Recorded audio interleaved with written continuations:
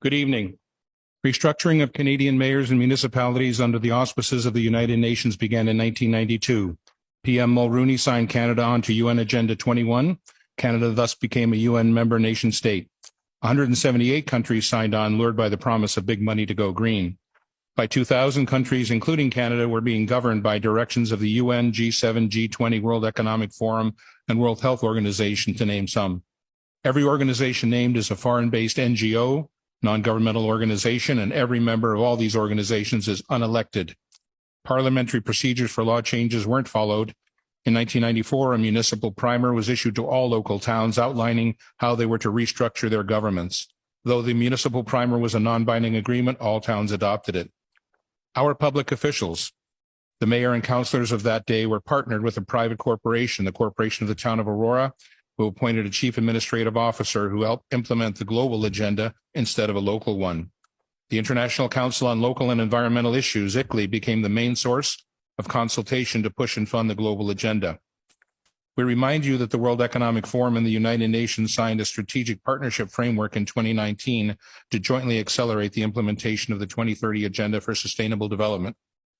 This is the same World Economic Forum whose chairman, Klaus Schwab, famously declared, "You will own nothing and be happy." This is the same Klaus Schwab who, referring to Canadian Prime Minister Justin Trudeau, boasted, "We have penetrated more than half of his cabinet." We would ask Mayor Marakis and the councillors, why should the citizens of Aurora bow down to the intrusive dictates of an unelected foreign entity? The fact is we should not, and we will not.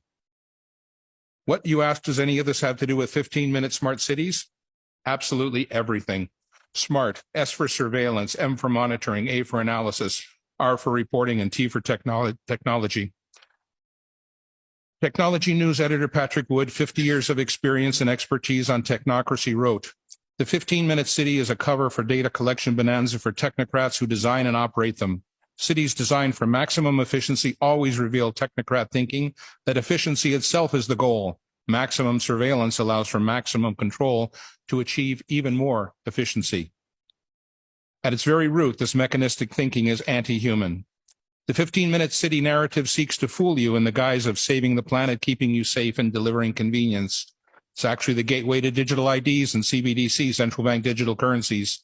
CBDCs allow bankers and/or governments to freeze your bank account because you happen to peacefully and lawfully protest and express your disagreement with government policy.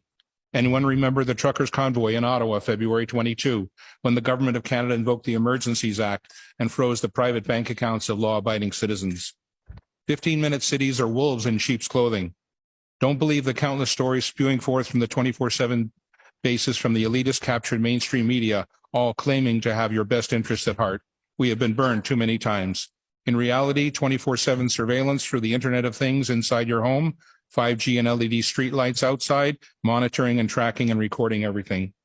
Implementation of exclusion zones and geofencing to restrict movement and travel. Ability to control behaviors through military-directed energy technologies. Property and car ownership to be outlawed. Evictions from farms and rural areas to gather people into cities.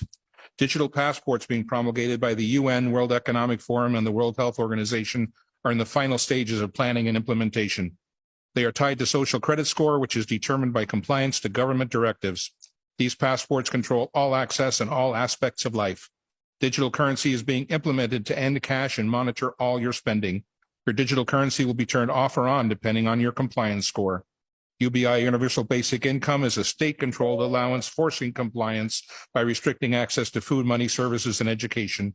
All of the above will enable climate lockdowns to be implemented easily, arbitrarily, and indefinitely. The real agenda of 15-minute smart cities is to monitor and control everyone and everything. In summary, in the coming days, Council will receive an electronic info packet which will contain the text of this delegation and other items. We, the citizens of Aurora, wish to enter into a meaningful, respectful dialogue with our elected members of Council on this complex, important issue. A key framework of that dialogue is a list of questions posed to Council. Can Council explicitly guarantee that citizens will be remain free to travel as is their right under the Charter of Rights and Freedoms? Can Council guarantee not to restrict access to essential services, medical care, bank accounts, government pensions, utilities? Most importantly, we, the citizens of Aurora, need to have the conversation with Council about exiting their non-binding agreement with the private for-profit entity known as the Corporation of the Town of Aurora. We need to turn back the page to a simpler time when open, transparent municipal government serving its citizens and working in their best interests ruled the day. We are your equal partners on this journey. Thank you.